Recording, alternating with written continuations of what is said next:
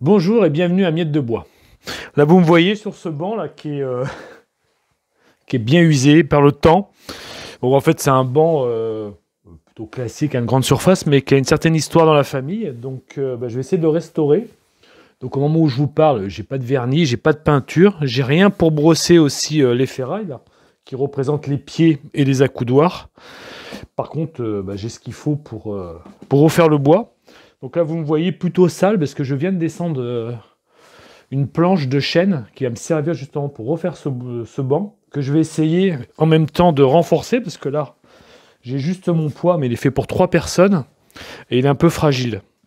Donc les panneaux, c'est du sapin qui sont juste tenus de chaque côté, vissés avec des petites vis à bois qui font 3/4 de l'épaisseur des panneaux simplement, hein, des lattes.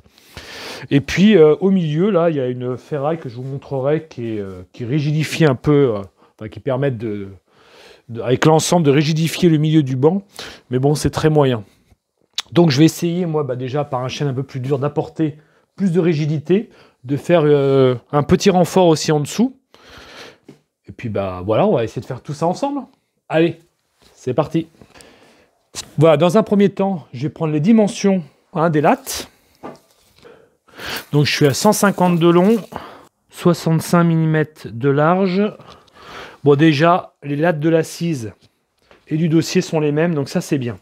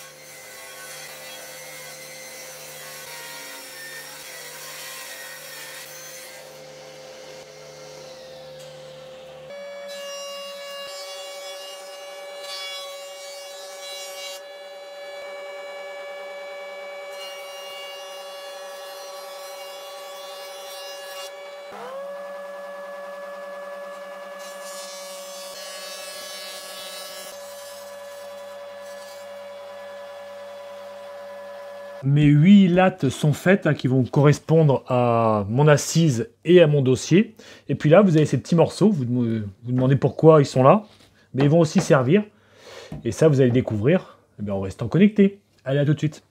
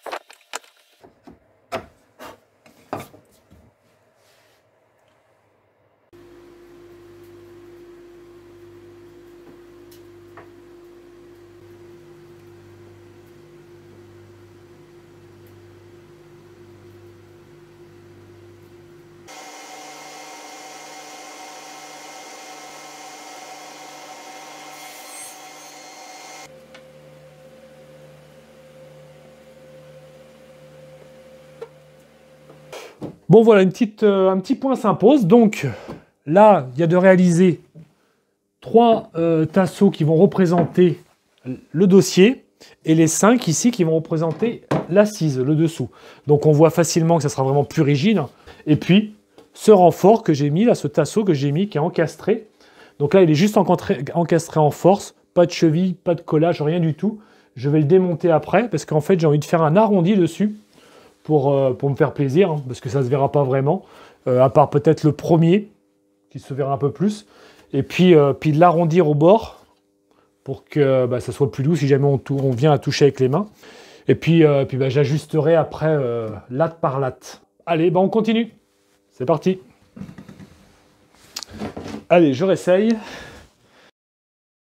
Je mets ma baguette ici qui représente, hop, l'axe est ici.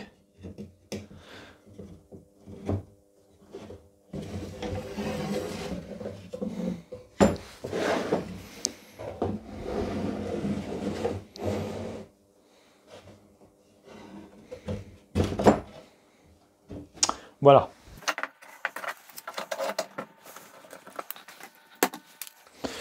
Voilà, et je vais venir régler pile poil comme je veux, comme ça. J'ai l'air d'être pas mal comme ça.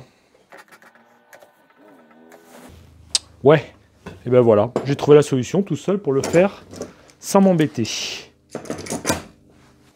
Voilà, comme ça là, j'ai réalisé la courbe et j'ai plus qu'à la tracer, hein. Donc là, j'ai été symétrique, hein, j'ai vraiment mis mes deux cales à la même distance de chaque côté. Et puis là, c'est sur mon tracé, vous voyez peut-être pas, mais j'ai fait un trait là, le long parallèle au bord de mon contreplaqué, qui représente l'épaisseur de mon renfort qui va être sous mon assise. Et puis j'ai fait la forme que je voulais faire. Alors ce que ça donne quand je vais maintenant tout enlever.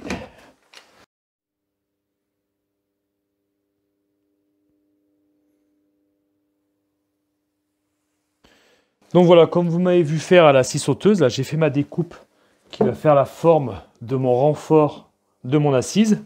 Là j'ai mon renfort, donc je vais venir le placer. J'ai fait un petit taquet là, hop, je viens le placer là. Je viens le coincer et le fixer solidement par des sauterelles. Je me suis mis ici deux taquets qui vont me servir de poignée bien solide. Je peux prendre vraiment bien l'emprise. Et puis là, l'étape maintenant, ça va être de venir avec un bouffetout et d'enlever toute cette partie-là. Voilà. Donc, il y a la partie du milieu qui ne sera pas usinée, hein, c'est ce que je souhaitais. Et puis, faire mon arrondi. Donc là, vous allez comprendre que le bouffetout va venir travailler comme ça et il va venir à contre-fil, il va venir m'arracher les fibres. Donc là, je risque fort d'avoir des éclats. Et puis d'autre côté, il va plutôt être dans le bon sens, hein. Mes fibres sont, vous en doutez, dans le sens longitudinal. Donc pour éviter ça, je vais déjà découper au maximum toute la partie en trop. Donc pour ça, hop, tiens, j'en profite pour vous dire qu'on ne tient jamais un gabarit par les sauterelles. Parce que si ça bouge, hop, la pièce n'est plus maintenue. Donc je prépare ce qui va être enlevé, je le trace, pardon, et puis voilà. Et puis toute cette partie-là, je vais venir déjà le dégrossir et l'enlever à la scie à ruban.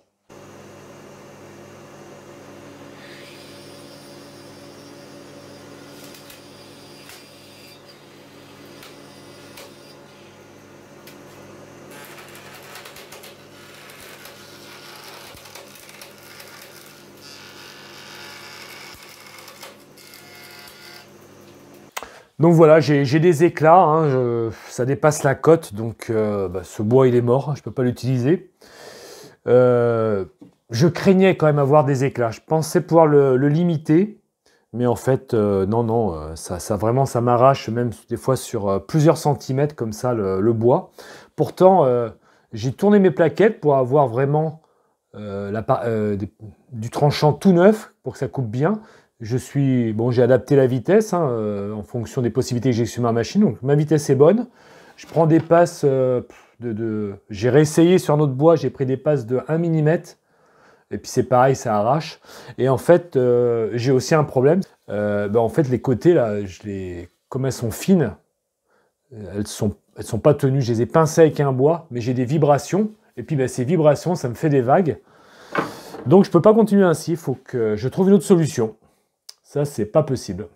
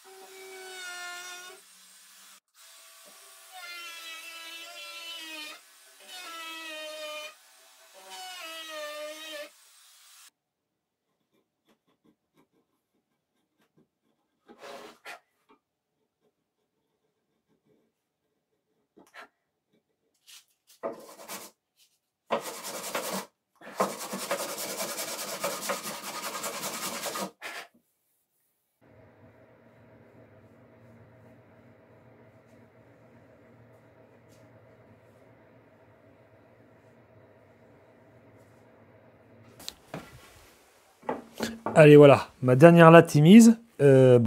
Essai. Donc, je les ai légèrement ajustées pour qu'elles rentrent toutes. Là, c'est le cas. Maintenant, on va voir. Ah oui, quand même. Ouais, là, c'est quand même plus rigide. Hein. Là, j'ai quand même fortement gagné, hein, ce qui est normal. Hein, c'était le but. Bon, maintenant, j'ai plus qu'à les découper légèrement plus longues que le dossier, avec un petit arrondi pour fignoler, et les fixer, et les vernir. Allez, c'est parti!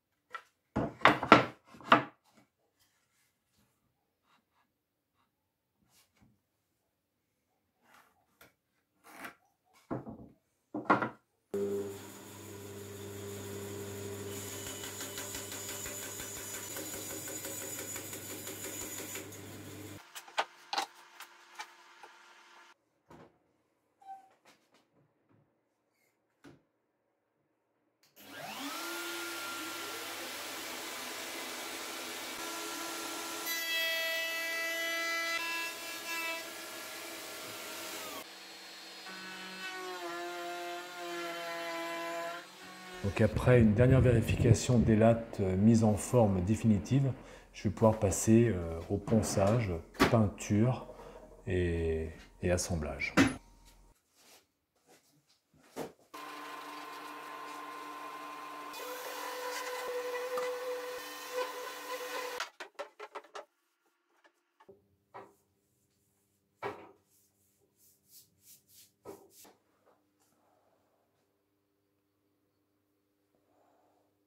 Mise en peinture finie, je vais maintenant poser latte par latte sur le banc. Donc pour ça, dans un premier temps, je règle parfaitement la latte avec la cote que j'avais prévue.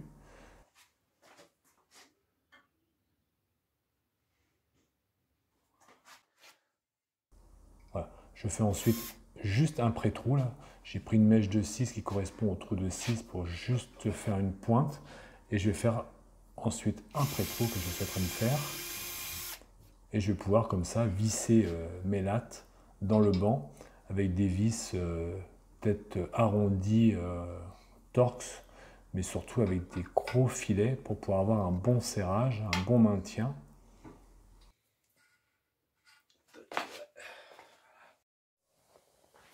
Allez, un petit essai, un essai final même je vais dire. Voilà, au niveau de l'assise, je ne sais pas si vous le voyez, si vous prenez le début de la vidéo, là déjà c'est vraiment plus stable. Les lattes se déforment moins, s'enfoncent moins. Ça tangue même pas du tout, on est même bien. Voilà, et ben là je pense que je suis reparti pour des années. Ce banc va pouvoir retrouver la place dans le jardin. Et puis profiter des belles journées qui arrivent. Merci de m'avoir suivi jusqu'au bout. J'espère que ce projet vous a plu. N'hésitez pas dans les commentaires de me dire ce que vous en pensez. Si vous souhaitez d'autres projets comme ça. Et puis, je vous dis à très bientôt. Bye!